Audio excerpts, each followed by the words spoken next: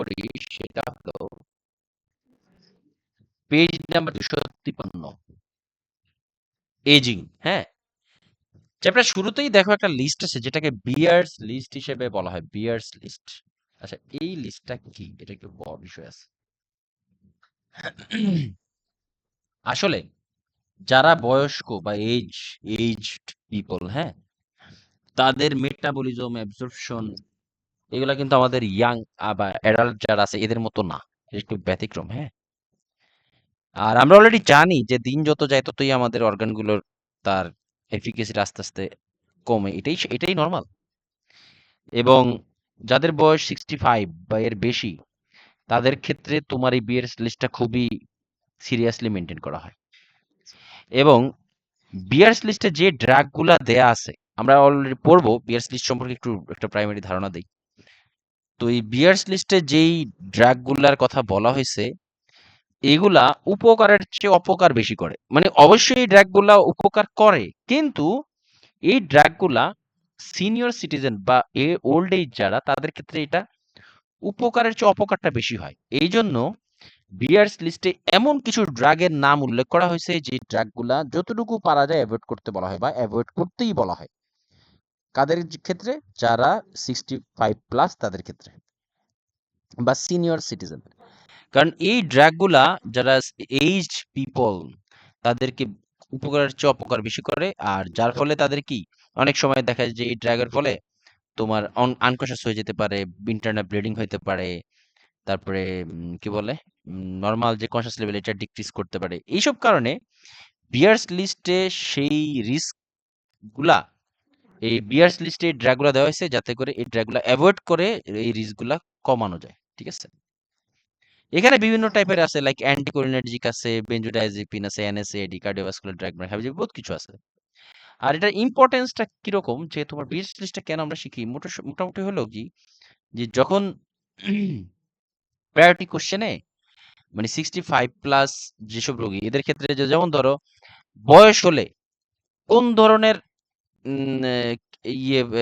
যেমন আমরা BPH, benign prostatic hyperplasia পড়ছি। হ্যাঁ, বয়স বাড়া 50 প্লাস হইলেই বিপিএইচ এর একটা চান্স থাকে, এটা আমরা বুঝি।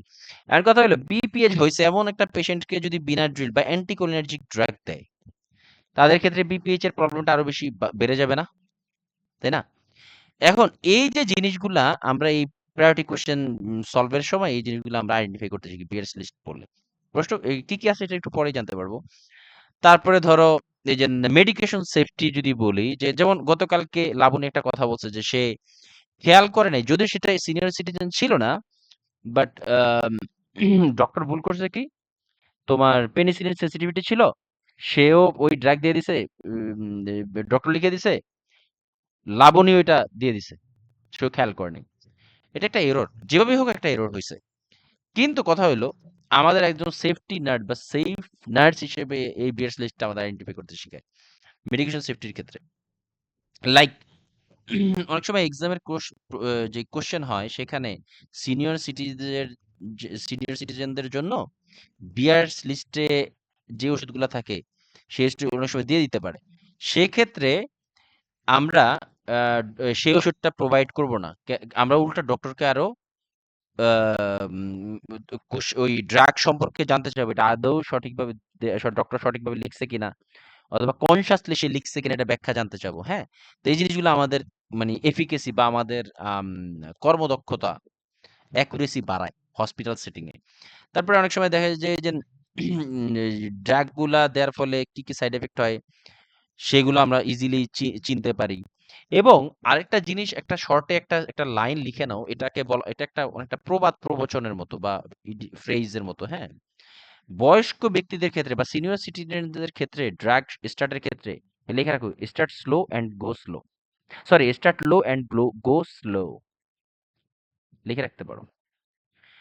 সিনিয়র সিটিজেন বা এইজ পেশেন্টদের ক্ষেত্রে সবসময় মনে রাখবে কি, start low and go slow. ঠিক আছে, এটা একটা অনেকটা ইয়ের মতো, শোলকের মতো, ধাঁধার মতো, ধাঁধা না আই মিন বুঝতেছ আর কি। হ্যাঁ, যেটা হচ্ছে ওইটাই জিনিস। এই ছিল বিয়ার স্লিট সম্পর্কে একটু হাবিজাবি একটু বলা বলা। তো চলো আমরা বিয়ার্স লিস্টে কি কি আছে সেটা একটু দেখার চেষ্টা করি। তো অলরেডি আমরা বলছি যে বিয়ার্স লিস্টের যে ড্রাগগুলো আছে এগুলো কি, এগুলা উপকারের চেয়ে অপকারটাই বেশি করে। এটা এই ড্রাগগুলো যে কাজ করে না তা না, এটা ইয়াং অ্যাডাল্টদের সাথে কাজ করে, কিন্তু সিনিয়র সিটিজেনদের দিলে একটু প্রবলেমটা বেশি হয় আর কি, উপকারের চেয়ে অপকারটা বেশি। এই জন্য এই ড্রাগগুলোকে একত্রে করা হয়েছে। লাইক কি, Beers list identifies drugs that are high likely to cause adverse effect in older adults. Potentially inappropriate medication used in older adults, like কি risk outside the benefit, যেটা বলছিলাম মানে উপকারের চেয়ে অপকার বিষয়। তো কোন কোন ধরনের ড্রাগ গুলা এই ভিতরে পড়ে, কি জানি সাউন্ডটা চালু করে রাখছো, একটু কাইন্ডলি বন্ধ করো, কি যে করে রাখছে।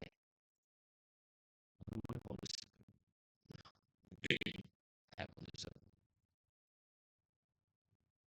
তো যেটা বলতে চাচ্ছিলাম, প্রথমেই আসি অ্যানালজেসিক, লাইক কি এই যে ইন্ডোসিন এই যে কি বলে অ্যানালজেসিক, লাইক ইন্ডোসিন বা তারপর আছে হলো কেটোরোলাক, ইন্ডোসিন বা ইন্ডোমেথাসিন, তারপর কেটোরোলাক, তারপর আছে কি আম, কোথায় গেল, তারপরে অ্যাসপিরিন ওভার 325 mg, তারপর হলো ডেমেরল এটসেট্রা।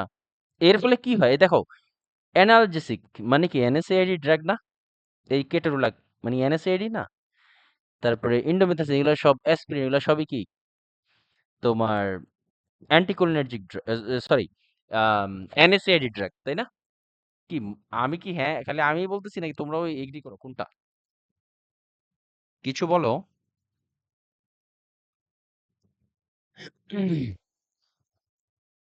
কি তোমাদের কি কোনো মতামতই নেই?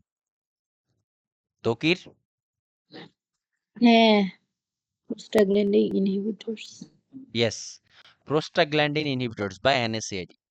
আর এনএসএআইডি যখন এই যে প্রোস্টাগ্ল্যান্ডিন ইনহিবিটরস বলার সময় বলছিলাম, এনএসএআইডি এর ফলে একটা মোস্ট ইম্পর্টেন্ট একটা সাইড এফেক্ট কি হয়? পাইসানো, চুপ থাকো, আখি বলো।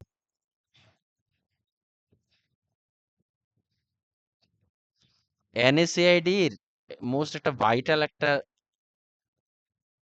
অ্যাডভার্স ইফেক্ট বা সাইড এফেক্ট হিসেবে কোনটা বিবেচনা করা হয়? এনএসএআইডি ড্রাগ গেলে কি হতে পারে?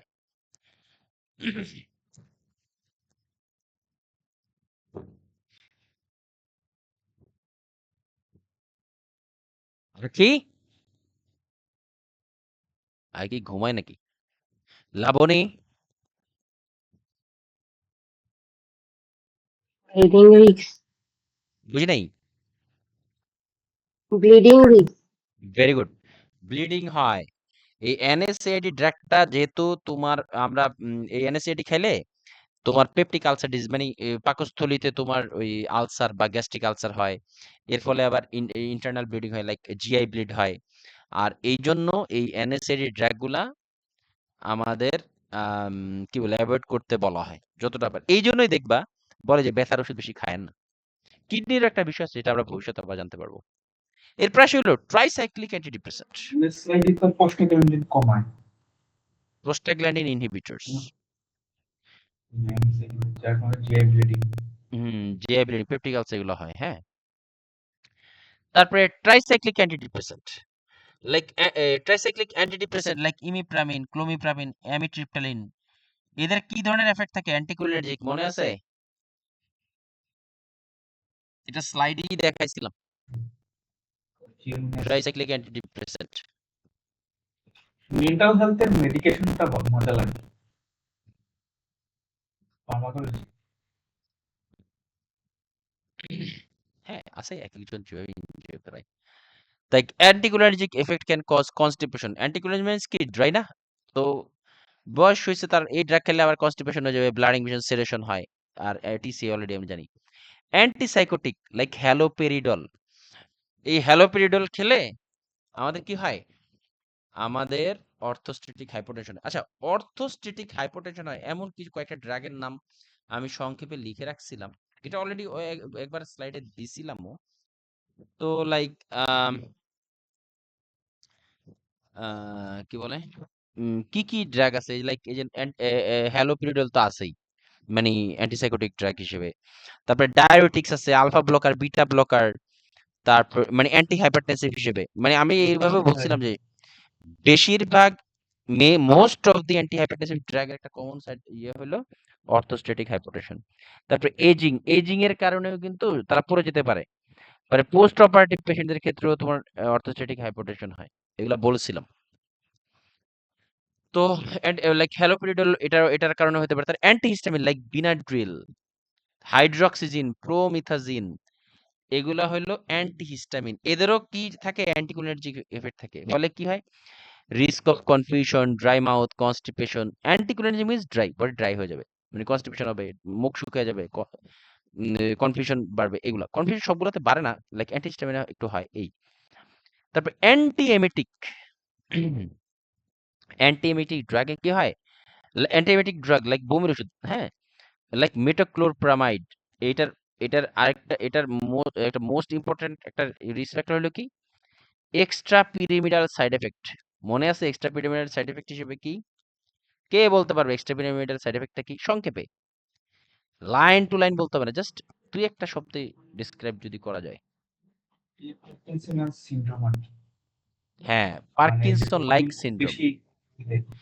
হাত পা কাঁপাকাঁপি চলে, তাই না? হ্যাঁ। তারপর অতিরিক্ত ইউরি ডোপামিন বেড়ে যায় না? হ্যাঁ, ব্রেনে ডোপামিন বেড়ে যায়। তারপরে আসি হলো ইউরিনারি অ্যান্টিকোলিনার্জিক। আমরা অনেকবার পড়ছি ইউরিনারি অ্যান্টিকোলিনার্জিক, তারপর ইউরিনারি কোলিনার্জিক। ইউরিনারি কোলিনার্জিক একটা ড্রাগের নাম আছে, বলছিলাম, বলতে পারবা কি? ইউরিনারি কোলিনার্জিক ড্রাগের নাম কি? হ্যাঁ, কে বলতে পারবে? Methanic. Methanic. বেথানিকল, ইয়েস। আর অ্যান্টিকোলিনার্জিক অনেক অক্সিবিটানিন, টলট্রেডিন, সলিফিনাসিন এগুলো তো আছেই। তো ইউরিনারি অ্যান্টিকোলিনার্জিক লাইক অক্সিবিটানিন এরা কি করে? মানে অ্যান্টিকোলিন মানে কি ড্রাই করে না বডি, মানে ওয়াটার রিটেনশন করে। তাহলে কি রিটেনশন করে, তারপরে কনফিউশন করে, সিডেশন করে এটসেট্রা। এরপর আসলে muscle relaxant. Muscle relaxant like cyclobenzaprine মানে তারপরে কি রোবাক্সিন, সেকেলেক্সিন, সোমা, মোট সাইকো সাইকো সাইক্লোবেনজাপিনটাই বেশি দেখছি।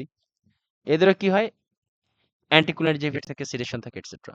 তারপরে সিডেটিভস লাইক বারবিচুয়েট, বেনজোডাইজিপিনস এটসেট্রা। হ্যাঁ, আজকে সকালে আমি বাসে যাওয়ার সময় একটু কোশ্চেন দেখতেছিলাম, তো এখানে দেখলাম বেনজোডাইজিপিনের সাথে নিচের কোন ড্রাগটা ইন্টারাকশনের ফলে সিরিয়াস লেভেলের অ্যাডভার্স এফেক্ট হয়? তিনটা অপশন বলি, হ্যাঁ। বেনজোডাইজিপিন, পেশেন্টকে বেনজোডাইজিপিন দেয়া হচ্ছে, হ্যাঁ। নিচের কোন ড্রাগের কারণে পেশেন্টের সিরিয়াস লেভেলের অ্যাডভার্স এফেক্ট হতে পারে? Number 1 dipyridamole, number 2 digoxin, number 3 alcohol. বলো তো। অ্যালকোহল কি ড্রাগ ভাইয়া?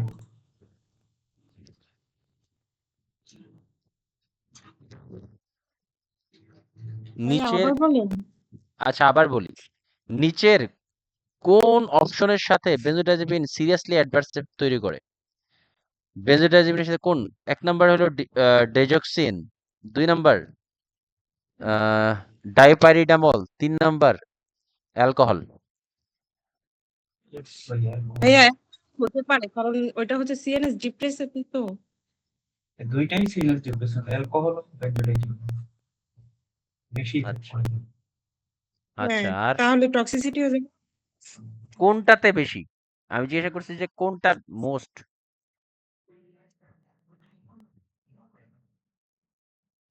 এই প্রথমটা আমি কি বলছেন আপনি? একদম বারে তা আমাদের উত্তরই বলায় দাও তোমরা। আল্লাহ, আপনার কথা না বুঝলে জিজ্ঞাসা করবেন না।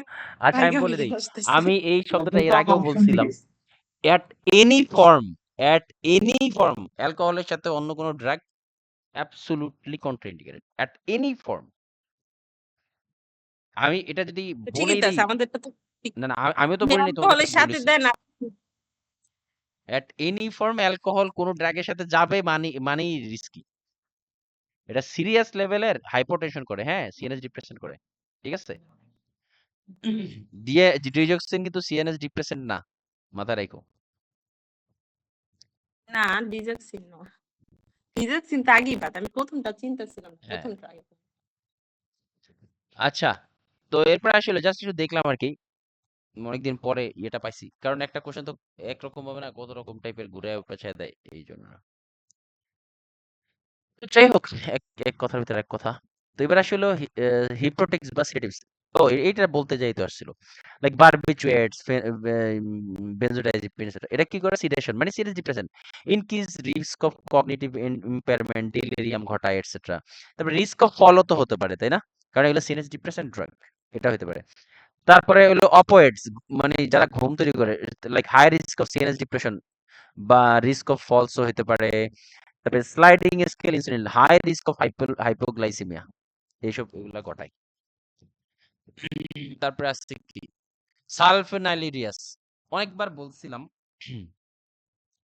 সালফোনাইলেরিয়াস এটা ইয়েতে খুবই কমনলি ব্যবহার করা হয়, কি বলে কি বলে অ্যান্টি ডায়াবেটিক ড্রাগ হিসেবে গ্লাইব্রাইড সালফোনাইলেরিয়াস, হাই রিস্ক অফ হাইপোগ্লাইসেমিয়া। এবং আমরা বলেছিলাম মেটফরমিন ইজ দ্য সেফের অল্টারনেটিভ, সবচেয়ে সেফ ড্রাগ হলো মেটফরমিন।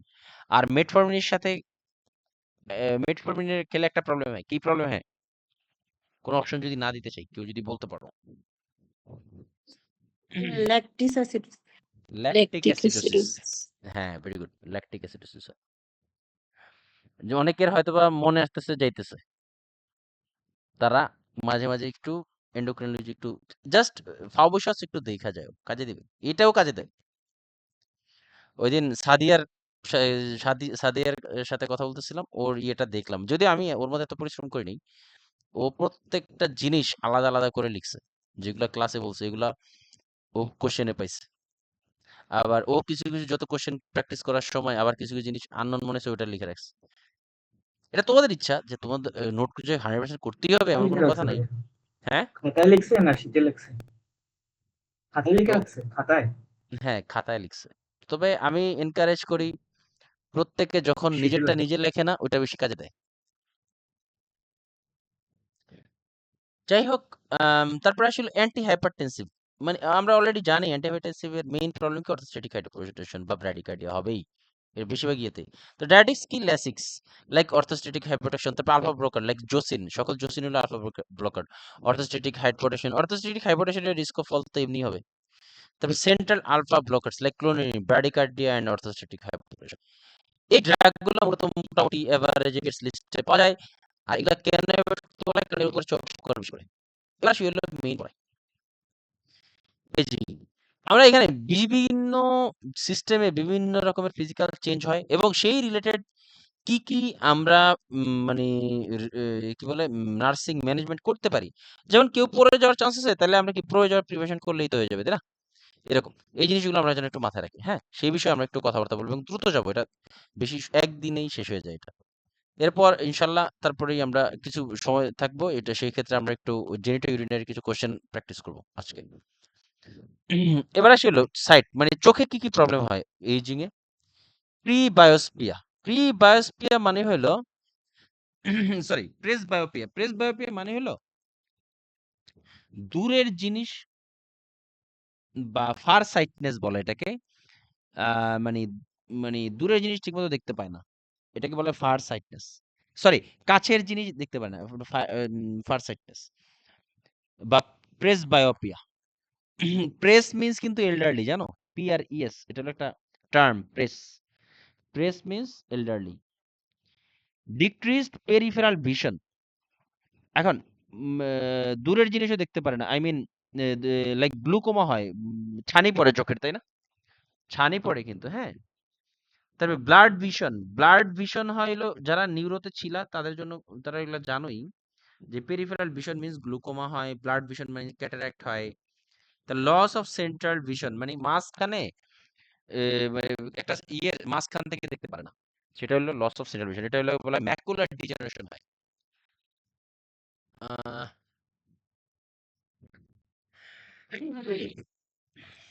আচ্ছা দেখো, এই যে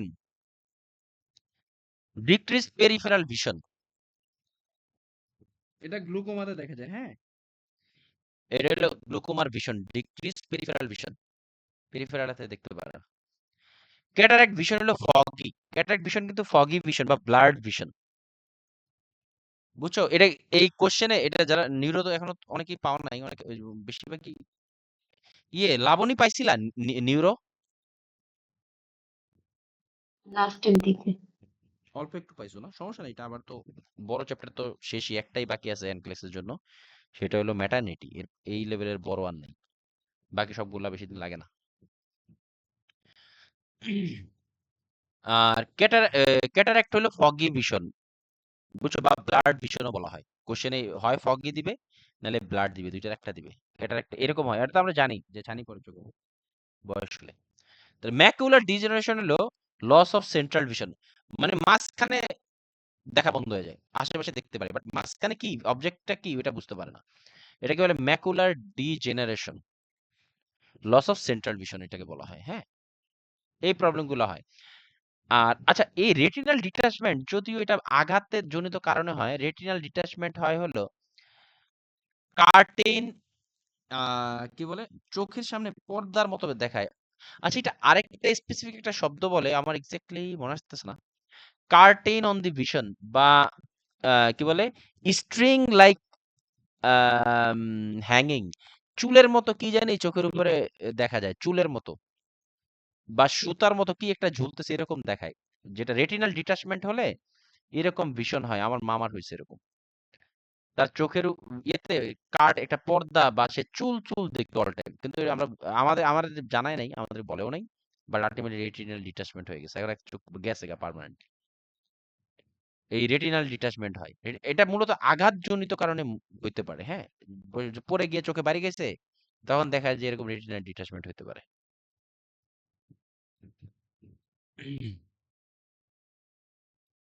তো এখন তাহলে এই তো প্রবলেম গুলো তো আমরা জানলাম। এখন তাহলে আমরা এটা ম্যানেজমেন্ট কি করবো? Loss of central blurred vision, তারপরে পেরিফেরাল ভিশন, লাইক এটা গ্লুকোমাতে হয়, প্রেসবায়োপিয়া। তাহলে আমরা কি করবো নার্সিং ম্যানেজমেন্ট হিসেবে? বেটার লাইটিং পাওয়ারটা বেশি দিব, সেফ এনভায়রনমেন্ট দিব, এটাই। কোন স্লাইড বাকি আছে কিন্তু দেখে নেই। চোখ রিলেটেড সিরোসিস, দেখো রেটিনাল ডিটাচমেন্ট আছে না, এই যে রেটিনাল ডিটাচমেন্ট কি আমি বলি, দেখাই। এই যে এখানে যে রেটিনা থাকে, হ্যাঁ, এই যে রেটিনাল, এই যে এইগুলা লাল লাল এগুলা, এই যে এই যে এই যে এটা হলো রেটিনা। অনেক সময় কি, অনেক সময় পড়ে যায় না, ওই যে যারা বৃদ্ধ তারা কি হয়, এই যে বিভিন্ন ধরনের ওষুধ খেত, লাইক অ্যান্টি হ্যাপাটাইটিস খায়, অর্থোস্ট্যাটিক হাইপারটেনশন, তখন পড়ে গিয়ে চোখের উপরে পড়ে, নাকের উপরে, যে মানে যেখানে পড়ে কিন্তু মানে ব্যথা পাই। এখন যদি চোখের উপরেই পড়ে, মোস্টলি তোমার এই রেটিনাল মানে রেটিনা ছিঁড়ে যায়, ছিঁড়ে গিয়ে তোমার চোখের উপরে কাটেন মানে একটা পর্দা দেখে, অথবা এরকম কি জানি চুল চুল উড়ে, চুল চুল দেখা, চোখের নাকি চুল বাজে এরকম বলে পেশেন্টরা। হ্যাঁ, এরকম, এটা হলো রেটিনাল ডিটাচমেন্ট। এটা মানে হলো পেশেন্ট যদি কমপ্লেইন করে চোখের উপরে যে আমার পর্দা পর্দা লাগতেছে, কি চুল চুল লাগতেছে, রেটিনাল ডিটাচমেন্টের জন্য একটু মানসিকভাবে রেডি হওয়া উচিত। যখনই আমি, যাক, আর কি বলবো, এরপর আসে হলো হিয়ারিং, কানে কি সমস্যা, presbycusis, hearing impairment specially in higher frequencies, অনেক হাই সাউন্ডে শুনতে পায় না। তাহলে কি করতে হবে? লুক ডিরেক্টলি পেশেন্টের দিকে। তাহলে আমরা কি করব? পেশেন্টকে আমরা look directly, speak clearly and slowly at low pitched voice. Yes. আচ্ছা, একটা কোশ্চেনে পাইছিলাম, মনে আছে ফারহানা, এরকম তুমি পাইছো কিনা আমার এক্সাক্টলি মনে নেই, যে পেশেন্ট কানে শুনতেছে না, আমরা কত জোরে কথা বলবো, তাই না? মনে আছে? পাইছিলে এরকম কোনো কোশ্চেন? এই জোরে কথা বলা যাবে না। হ্যাঁ, হ্যাঁ, পাইছিলাম কথা, তো। ও তুমি পাইছিলে। দেখো মানে পেশেন্ট কানে অপশন গুলো শুনতেছে, হওয়ার মতো। হ্যাঁ, কিন্তু পেশেন্ট কানে শুনে জোরে না, কথা বলা কিন্তু তুমি জোরে কথা বলতে পারবো না। বুঝছো, যারা কোশ্চেন করতেছো অবশ্যই পাবা, কোনো না কোনো ভাবে পাবাই। এই কোশ্চেনটা সাদিও পাইছে। তাহলে আমরা কি করব? কান না শুনলে সরাসরি তাকাবো এবং একদম আই টু আই, চোখে চোখে কথা বলতে হবে। হ্যাঁ, speak clearly and slowly at low pitched voice, very low. আচ্ছা, এই কি বলে ফারহানা, লো পিচড ভয়েসে কিভাবে কথা বলবো? বুঝি নাই কি করব? লো পিচড এই ভয়েসে কিভাবে বলতে হবে? কে জানে কিভাবে কথা বলতে হবে, আমার তো গলা দিয়ে জোরে জোরেই কথা বের হয়। ও আচ্ছা, অনেক সময় হয় না যে মায়ের চোখ ফাঁকি দেওয়ার জন্য ওই কম্বলের নিচে ঢুকে স্লোলি কথা বলতে হয় এইভাবে। আচ্ছা যাই হোক, না ভাই, আমার শ্বাসকষ্টের সমস্যা আছে, আমার এত কম্বলের নিচে যাই আর পানি দিয়ে ঢুকে কথা শক্তি নাই। লাবণী, লাবণী জোরে বললেও সমস্যা নেই যেহেতু বাসায় থাকে না। বাসায় কোনো সুযোগ নাই। আম্মু আব্বু অনেক পড়া করেছিল, আমার হয়তো বোনদের ধরে ফেলতো। হয়তো সময় মানে সুযোগ পাও নাই আর কি। হুম, যে অ্যাটলিস্ট কেউ তো স্বীকার করছে যে আমার সুযোগ পাইনি। এরপরে আসে হলো নিউরোলজিক্যাল কি প্রবলেম হয়? Decrease blood flow to the brain, change in sleep pattern. দেখবে বয়স্করা বেশি রাতে ঘুম কম হয়, খেয়াল করো। ইম্পেয়ার্ড থার্মো রেগুলেশন, মানে টেম্পারেচার ঠিকমতো মেনটেন হয় না পরে, হ্যাঁ, থার্মো রেগুলেশন অ্যাবনর্মাল হয়ে যায়। তাহলে আমরা কি করবো এই ধরনের পেশেন্টের? Administer sleep aids with caution, provide adequate warmth etcetera. Easy chapter, হ্যাঁ। স্কিনে আমরা কি হয়, লাইক ডিক্রিজড পার্সপাইরেশন, মানে ঘাম কমে যায়। পার্সপাইরেশন মিন্স ঘাম, হ্যাঁ। ইনক্রিজড কোর্স, ঠান্ডাটা একটু বেশি লাগে। গ্রেইং, চুল সাদা হয়ে যায়, তাই না? মানে গ্রেইং, আবার স্কিনের কালার জায়গায় জায়গায় ছোপ ছোপ সাদা সাদা দাগও পড়ে। এটাকে লস অফ পিগমেন্টও বলা হয়, লস অফ পিগমেন্ট। তারপরে ইলাস্টিসিটি, লস অফ ইলাস্টিসিটি, মানে স্কিন যেমন টান টান হয়ে থাকে না ইয়াং অবস্থায়, সেটা কিন্তু বয়স হলে কিন্তু আস্তে আস্তে লুজ হয়ে যায়, ইলাস্টিসিটি লস হয়। তোমরা দেখবা অনেক সময় বুড়া বুড়িদের এই যে আর্মের নিচে, মানে আর্মের নিচে অনেক লুজ থাকে। আমার নানু ছিল, আমি ধরে ধরে হাঁটতাম, বুঝছো? তারপরে জেরোসিস এন্ড রিঙ্কলিং। জেরোসিস এন্ড রিঙ্কলিং মানে স্কিন একদম শুকায় যায়। এই যে জেরোসিসটা হলো জেরোসিস হইলো তোমার ড্রাইনেস, হ্যাঁ। Abnormal dryness of skin due to decreased sebaceous activity, মানে সেবাসিয়াস গ্ল্যান্ডের ওই যে, মানে যেটার কারণে আর কি পিম্পল হয় মুখে। তো ময়েশ্চার রাখে, সেবাসিয়াস গ্ল্যান্ড কিন্তু আমাদের স্কিনটাকে ময়েশ্চার রাখে। তো এই গ্ল্যান্ডের অ্যাক্টিভিটি কমে যায়, ফলে কি স্কিন ড্রাই হয়ে যায়। আম,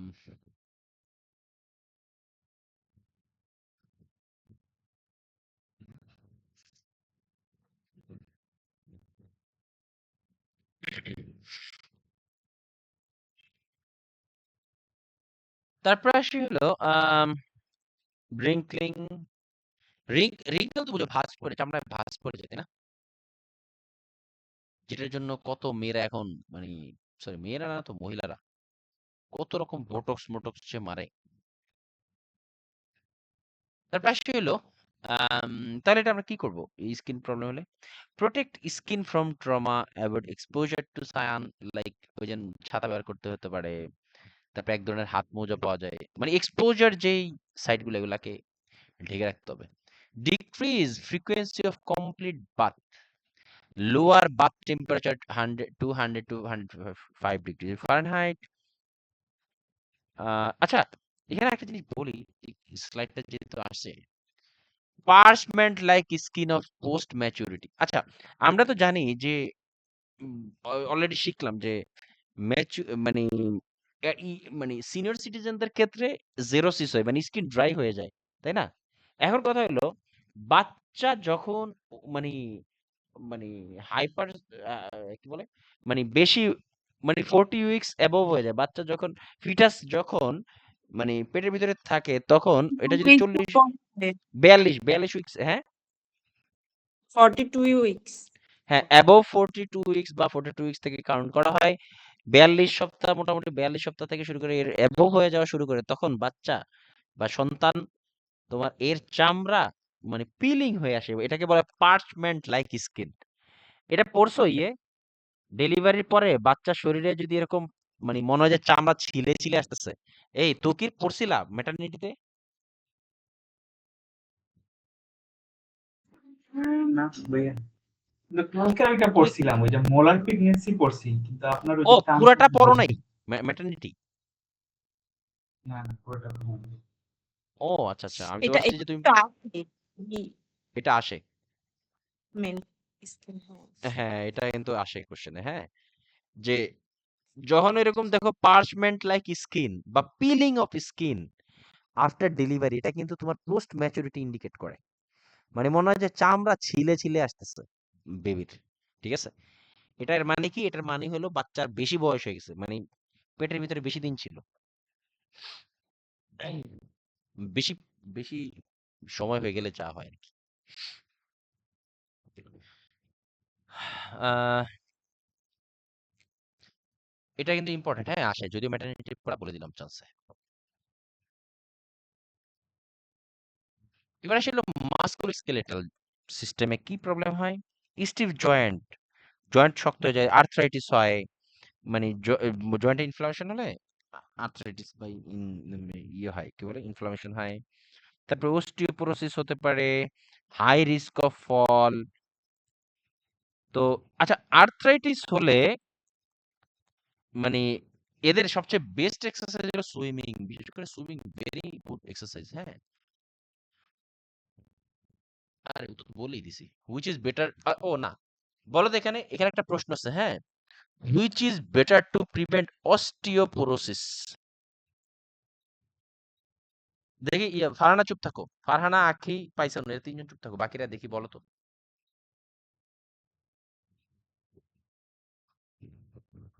সুইমিং না, সুইমিং। আচ্ছা, ভেরি গুড, সুইমিং। আচ্ছা, আর কে কি বলতে চায়? Labani, osteoporosis, which is better to prevent osteoporosis?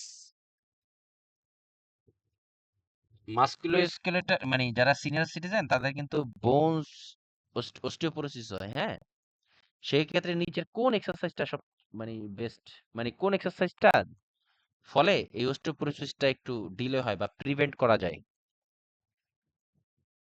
Laboni, Runa. Walking. আচ্ছা, লাবণী বলছে ওয়াকিং। ওকে, ভেরি গুড, তৌকিরও ভেরি গুড। রুনা, হ্যাঁ আসি ওয়ার্কিং হবে। আচ্ছা, ইয়েস, অ্যান্সার হবে ওয়াকিং।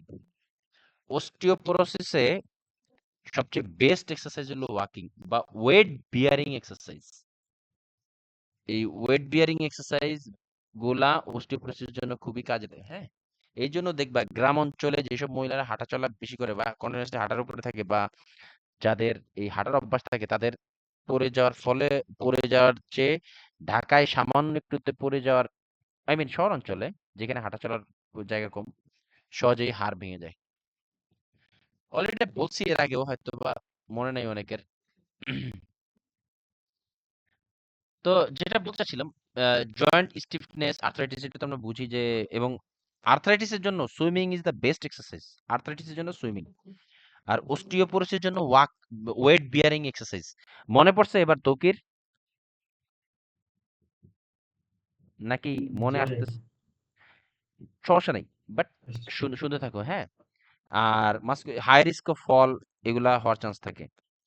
আর আমরা নার্সিং ম্যানেজমেন্ট হিসেবে কি দেবো? Maintain optimum physical activity, wait bearing exercise, বিশেষ করে তোমার অস্টিওপোরোসিসের ক্ষেত্রে। এছাড়াও ইয়ে করতে পারি, ওয়াকিং, রানিং, এগুলা বলতে পারি। এবং সুইমিং, সুইমিং কিন্তু জয়েন্ট পেইনের জন্য খুবই ভালো, খুবই, মাথায় রাখবা, সুইমিং জয়েন্ট পেইনের জন্য খুবই ভালো। আচ্ছা, অস্টিওপোরোসিস সম্পর্কে একটু বলি। কেন, why menopause increase the risk of osteoporosis?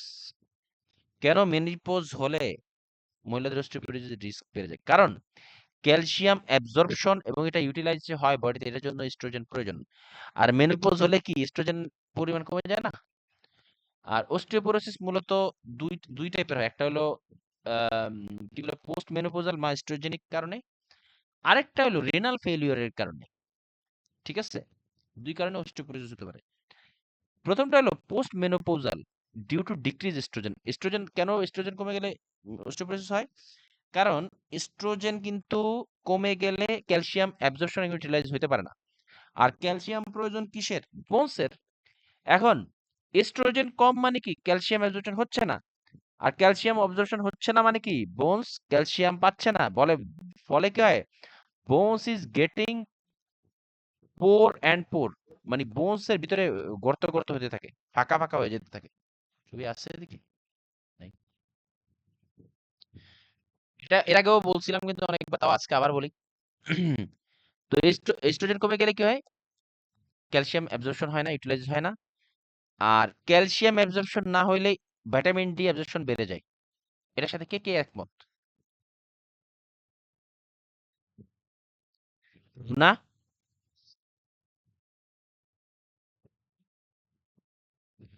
Calcium absorption কমে গেলে ভিটামিন ডি অ্যাবজর্পশন বেড়ে যায়। তুমি আমার সাথে কি দ্বিমত পোষণ করবা নাকি একমত পোষণ করবা? মত ভাইয়া। হ্যাঁ, দাঁড়াও, রুনাকেই জিজ্ঞাসা করি। রুনা, ভাইয়া একমত। একমত? যাক, হুম, তুমি তাহলে আমার সাথেই আছো। আর আর কে কে আমার সাথে একমত? একমত করবো ভাইয়ার সঙ্গে অবশ্যই। আখি, না ভাইয়া না, কিছু বলবো।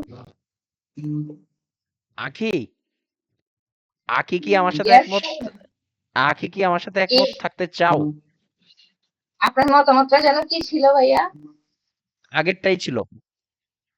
হ্যাঁ, আগেরটা কোনটা ছিল প্লিজ আরেকবার যদি বলেন কষ্ট করে।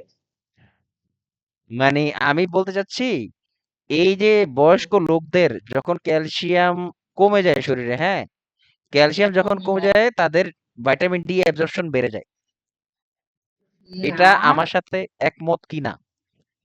না না না একমত না, অবভিয়াসলি কেন না? দ্বিমত, আমি ভিন্ন। কেন না? ক্যালসিয়াম কমে গেলে ভিটামিন ডিও কমে যাবে। আচ্ছা, রুনা, জি ভাইয়া। এবার তুমি কার সাথে আছো? আমার সাথে নাকি আখির সাথে? আচ্ছা আপুর সাথে। আচ্ছা, এইভাবে আখি, তুমি ভাইয়া ছেড়ে দিলা। হ্যাঁ, হ্যাঁ আপু, সত্যর পক্ষে থাকতে হয়। ও আচ্ছা। লাবণী, লাবণী, হ্যাঁ হ্যাঁ, তোমার কি মনে হয় এখানে কে সঠিক বলতেছে? ব্যাপারটা সঠিক হয় নাই ভাইয়া। কারটা সঠিক হয় নাই? আখিরটা? দুইটাই না, আখিরটা ঠিক হয়েছে, হুম। আর আমারটা? দুইটাই সমান থাকবে, এটা কমলে ওইটা কমবে, ওইটা কমলে বাড়লে ওইটা এটা বাড়বে, এইভাবে। আচ্ছা, ভেরি গুড। ইয়েস। রুনা, জি ফাইনালি ভাইয়া। তুমি যে নিজের ভুল ধরতে পারছো, এটাই ভালো। দেখো, অবশ্যই এটা এর আগেও আবার বলছিলাম, যদিও এখানে নাই এটা, বাট এই ইনফরমেশনটা খুবই জরুরি ড্রাগের সিস্টেম মেকানিজম বোঝার জন্য। আমি কিন্তু মেকানিজম বা প্যাথোফিজিওলজির উপর অনেক জোর দিই, কারণ প্যাথোলজি বুঝলে অনেক কিছু গেস করা যায়। তোমার যদি কোশ্চেন কমন নাও আসে, তাও তুমি অনেক কিছু মিলাই ফেলতে পারবা, এটা পারা যায়। এগুলো আস্তে আস্তে আস্তে জি ডেভেলপ ভাইয়া। করতে হয়। হ্যাঁ, যেটা বলতে চাচ্ছিলাম, ভিটামিন ডি এবং ক্যালসিয়ামের এগুলো সমানুপাতিক, মানে সরি, ক্যালসিয়াম কমলে ক্যালসিয়াম কমলে ভিটামিন ডি কমে যাবে, এটাই নর্মাল। আর ক্যালসিয়াম বাড়লে ভিটামিন ডি বাড়বে। ক্যালসিয়াম এবং ফসফরাসের আবার বিপরীত সম্পর্ক। ক্যালসিয়াম কমলে ফসফরাস বেড়ে যাবে, ক্যালসিয়াম বাড়লে ফসফরাস কমে যাবে। ঠিক আছে, এটা কিন্তু এর আগেও বলছিলাম। তো যাই হোক, যেটা বলতে চাই, আবার একটু দ্রুত ভুলে যাই। গেছি। হুম। তো যেটা বলতে চাচ্ছিলাম যে আম, কি বলে, একটা তো বললাম যে এস্ট্রোজেন রিলেটেড বিষয়, আরেকটা হলো type two osteoporosis type two, বা যেটা সেনাইল বলা হয়। তো এখানে হয় কি, কিডনিতে ডিজিজ যাদের থাকে, হ্যাঁ, তাদের কিডনির একটা ইম্পর্টেন্ট একটা ফাংশন হলো ভিটামিন ডি অ্যাবজর্পশন করা বা মেনটেন করা আর কি, হ্যাঁ। আর কিডনি প্রবলেম মানে ভিটামিন ডি প্রবলেম। ফলে কি হয়, ভিটামিন ডি কমে গেলে ক্যালসিয়ামও কমে যাবে। ফলে বোনসে নতুন সেল ফরমেশন হয় না, যেটা প্রয়োজন এই ভিটামিন গুলা। তার মানে কি, বোন ইজ গেটিং পোরাস, বা bone is getting weaker and weaker, এটাই বলা হয়েছে এখানে। ঠিক আছে। আবার যেসব মেয়েরা বডি ফ্যাট কম, যারা স্কিনি বা নিজেকে অনেক বেশি স্লিম রাখতে চায়, তাদের ক্ষেত্রে এই প্রবলেমটা হয়, যে তাদেরও অনেক ইয়ে হয়, কি বলে, অস্টিওপোরোসিস হয়। ঠিক আছে। আমার এক কাজিনই আছে, ও অনেক চিকন, এবং ওরে ফাইনালি তোমার ক্যালসিয়াম খেতে দিছে, এই ইন্টার ভার্সিটিতে পড়ে। তো অ্যানোরেক্সিয়া নার্ভোসা মানে যারা ক্ষুধামন্দ ঠিক মতো খেতে চায় না, ওজনের ভয়, ডিউটি এনি রিজন সে খেতে পারতেছে না বা খায় না, একটা যেটাই হোক না, তাদের ক্ষেত্রেও এই বোনস অস্টিওপোরোসিস হতে পারে, যার ফলে কি রিস্ক অফ ফ্র্যাকচার বেড়ে যায়। মানে বডি ফ্যাট যখন কম থাকে তখন কি হয়, কোলেস্টেরল উৎপাদন কমে যাবে, এটা খুবই সিম্পল। আর এই কোলেস্টেরল থেকে এস্ট্রোজেনটা কিছু এস্ট্রোজেন তৈরি হয়। আর এস্ট্রোজেন কমে গেলে কি হয়, মানে এস্ট্রোজেন কিন্তু আমাদের মেনস্ট্রুয়েশন সাইকেলের জন্য ইম্পর্টেন্ট, হ্যাঁ। আর এস্ট্রোজেন কম মানে এমেনোরিয়া। আবার এস্ট্রোজেন কম হলে কি বোন বোনসে ক্যালসিয়াম অ্যাবসর্পশন হয় না বা ইউটিলাইজেশন হয় না। তাহলে এস্ট্রোজেন কম থাকার ফলে অস্টিওপোরোসিস হয়, আর অস্টিওপোরোসিস থাকলে প্যাথোলজিক্যাল ফ্র্যাকচারের চান্স বেশি। এই স্লাইডটা বুঝো নাই এমন না থাকলে এখনই বলো, এর আগেও দেখাইছি, বাট এটা বোঝা জরুরি। এখান থেকে অ্যাটলিস্ট 3-4টা কোশ্চেন করায় এই স্লাইডটা থেকেই।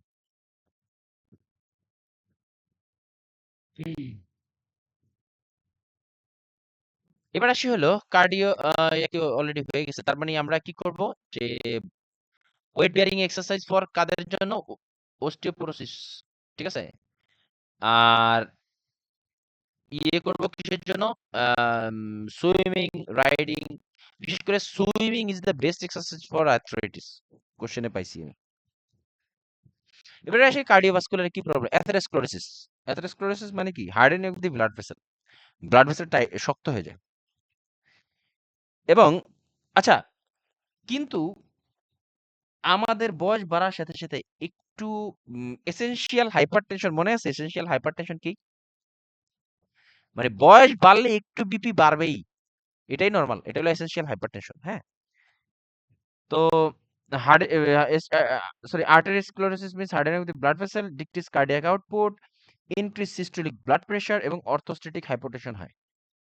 তাহলে কি করব আমরা এখানে, আচ্ছা এই তিনটার ভিতরে মোস্ট ডেডলি কোনটা দেখো তো, arteriosclerosis, decreased cardiac output, increase in systolic blood pressure, and orthostatic hypotension. কোনটা এই চারটার ভিতরে কোনটা সবচেয়ে deadly?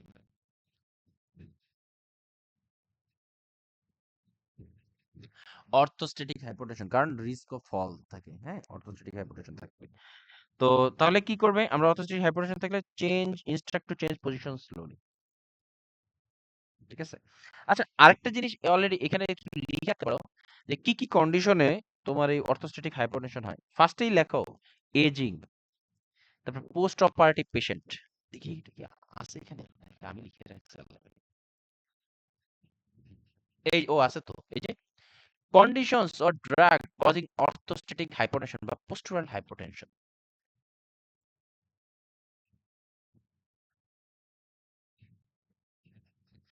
Conditions or drugs causing orthostatic hypotension বা postural hypotension like aging, post-operative patient, ট্রাজোডন antihypertensive, আছে না, হ্যাঁ মানে টিপিক্যাল অ্যান্টিডিপ্রেসেন্ট ট্রাজোডন আছে না, এটা তো হ্যাঁ হয় এই যে এটা। এই যে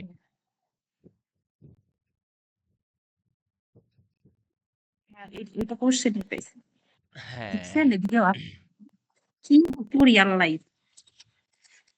দেখো অ্যান্টিহাইপারটেনসিভ লাইক মোস্টলি বেশি বেশি আমি পাই নাই, খুবই কম আছে, ডায়াবেটিক রেটারিস আলফা বিটা যা আছে সব।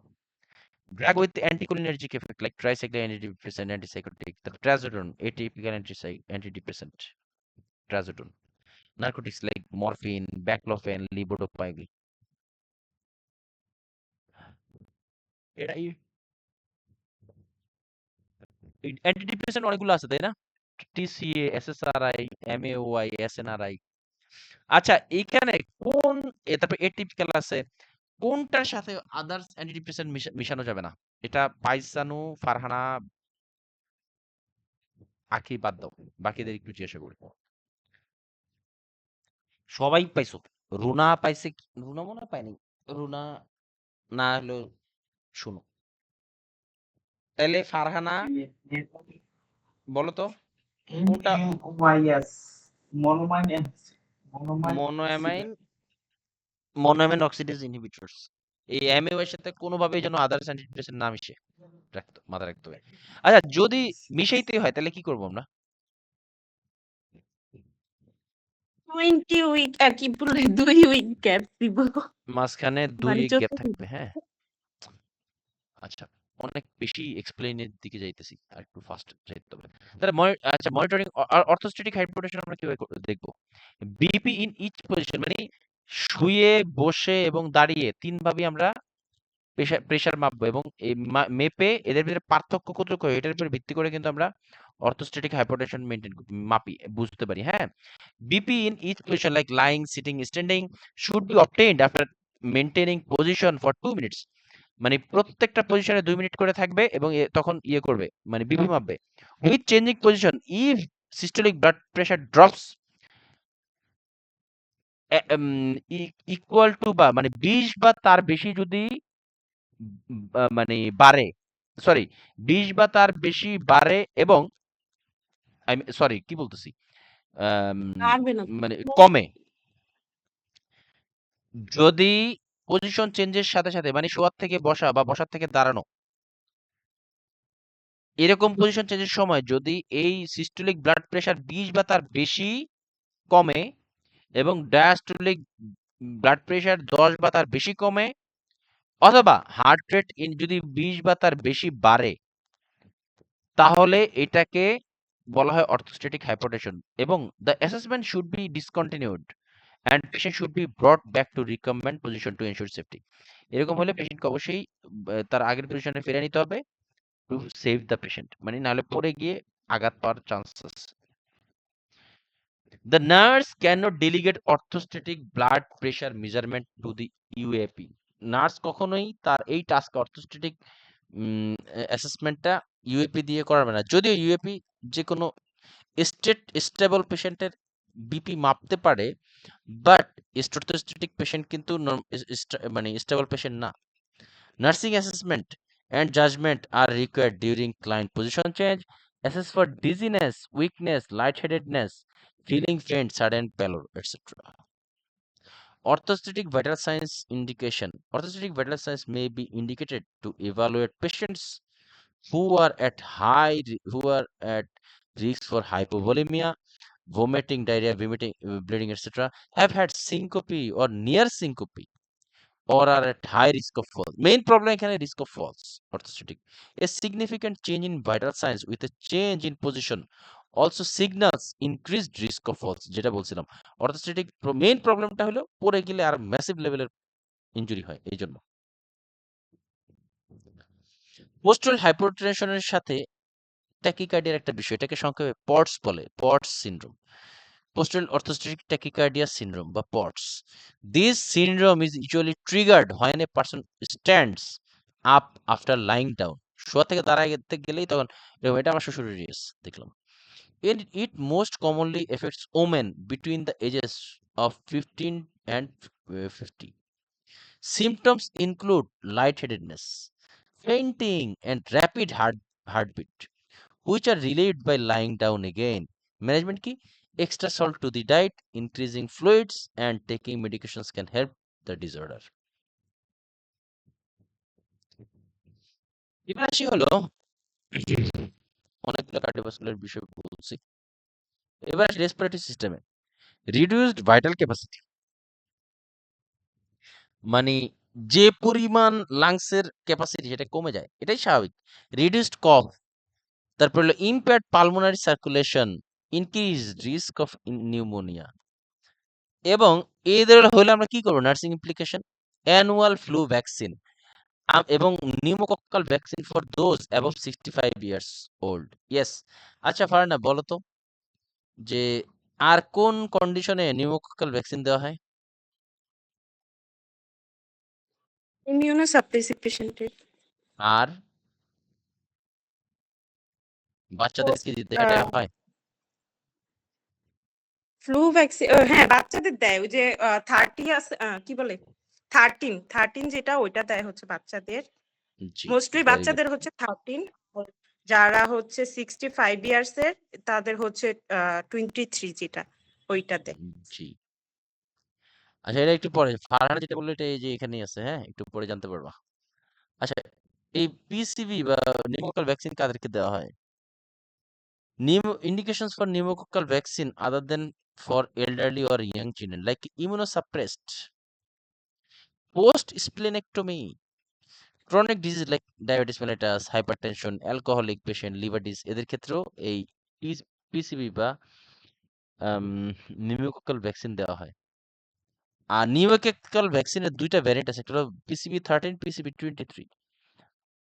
যাদের বয়স 2 এর নিচে তাদের ক্ষেত্রে PCV13, আর যাদের PCV23 এটা হলো দেওয়া হয় হলো 65 প্লাস যাদের বয়স তাদের ক্ষেত্রে, মানে যারা 2 বছরের বাচ্চা না, 2 বছরের বাচ্চাদের এটা কন্ট্রাইন্ডিকেটেড, সোজা কথা।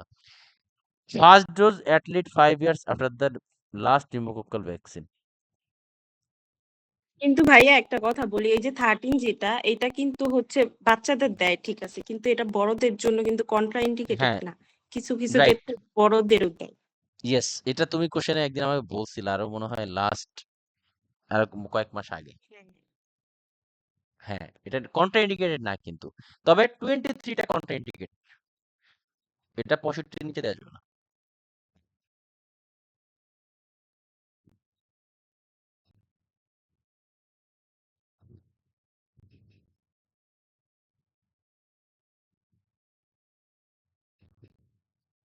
আহ আচ্ছা, আরেকটা জিনিস আছে, যদিও বলতে গেলে টাইম দেখা যাক কতটুকু হয়।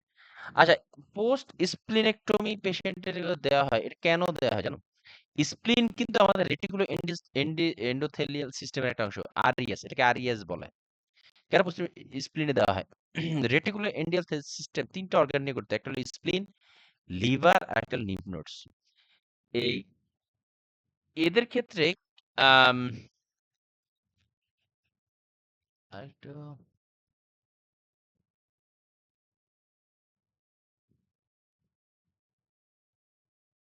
আহ,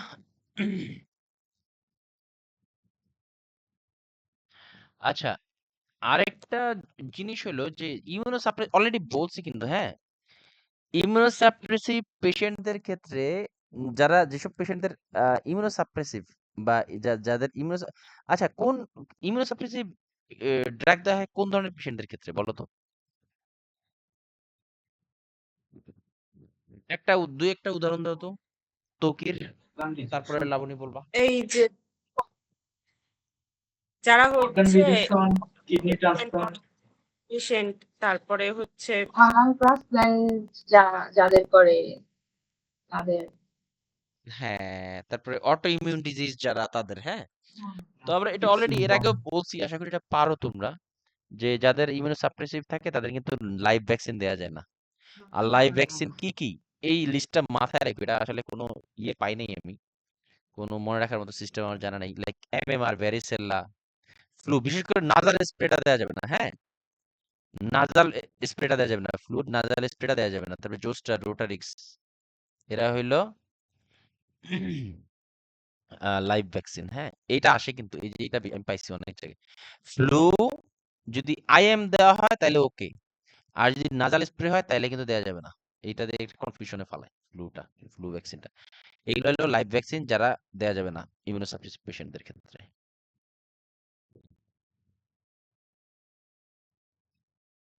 এরপর আসি হলো গ্যাস্ট্রোইন্টেস্টাইনাল সিস্টেমে কি কি আছে, যে তোমার প্রবলেম আছে কি, reduce gastric motility and peristalsis, যার ফলে তো কনস্টিপেশন হয়, reduce liver function, constipation common problem, all phase of pharmacokinetics are affected, মানে টোটাল মানে ওই যে ড্রাগ অ্যাবজর্পশন এগুলো সবই স্লো হয়ে যায়।